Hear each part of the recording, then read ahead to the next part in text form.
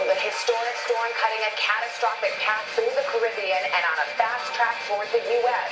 States of emergency now declared in Florida, Georgia, and the Carolinas. Massive evacuations underway. This morning, the very latest on where it will hit and when. Strange bedfellows, President Trump strikes a surprise budget deal with Democrats, blindsiding Republicans, as Donald Trump Jr. heads to the Hill today to be questioned about his campaign meeting with Russia. On the prowl. You said there's a tiger in the front yard? Full-size tiger. A tiger terrorizes an Atlanta neighborhood, attacking one woman's dog. This morning, the mystery over where it came from now solved. All that plus drop-off. Prince George showing up for his first day at school. Tom Brady and the NFL get set to kick off a new season tonight. And Roger Federer upset at the U.S. Open. But it's an all-American semifinal on the women's side for the first time in nearly 40 years. Today, Thursday, September 7th, 2017.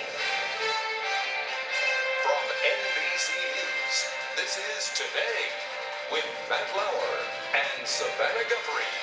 Live from Studio 1A in Rockefeller Plaza. Morning, everybody. Welcome to Today. We're glad you're with us on this Thursday morning, and it's an important one this morning.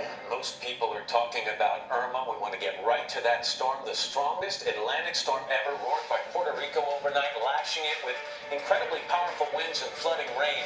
We now know that more than half of that island's 3 million residents are without power. We are getting our first look at the catastrophic damage where Irma first made landfall. Nearly every building on the island of Barbuda has been leveled.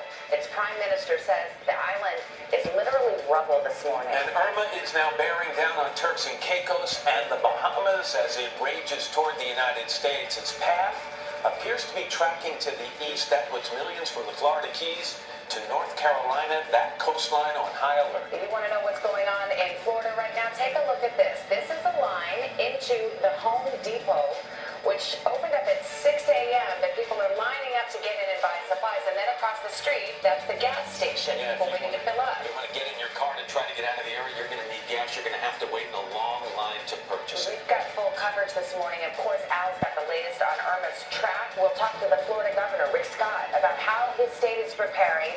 But let us start our coverage with NBC's Morgan Radford in hard-hit Puerto Rico this morning. Morgan, good morning. Matt, Savannah, good morning. At least 11 reported dead overnight as that Hurricane I moved just 55 miles north of us here in Puerto Rico, where many of us spent the night in shelter, cell phone signals down, lights flickering, and waking up to a morning of destruction. Hurricane Irma plowing through the Caribbean with 185-mile-per-hour winds, leaving a wake of destruction in her path. Puerto Rico slammed with a 1-2 punch. Pounding rain and howling wind sent residents searching for cover. Why have you decided to leave and go to another person's house? With the winds that we're expecting, I'm so close to the sea, and my windows are made out of crystal.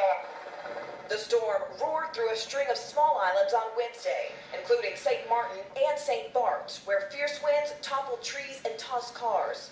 The small island of Barbuda was nearly demolished. In fact, I'm of the view that as it stands now, that Barbuda is barely habitable. In Puerto Rico, some refuse to leave their homes. My house is made of cement. I feel safe. But most heeded the calls to get out quickly, coming to shelters like this. This is one of the 456 emergency shelters that have been set up all across the island. You can see hundreds of families here behind me, many of them bringing only the clothes that they had and only the necessary items they knew that they needed to bring. Veronica Diaz is one of the more than 500 people who hunkered down in this Coliseum-turned emergency shelter. What does it feel like? Really desperate, because you don't know what's going to happen. You don't know when it's going to be over. She left most of her things behind, unsure of when she'll get to return. I brought clothes, my medicines,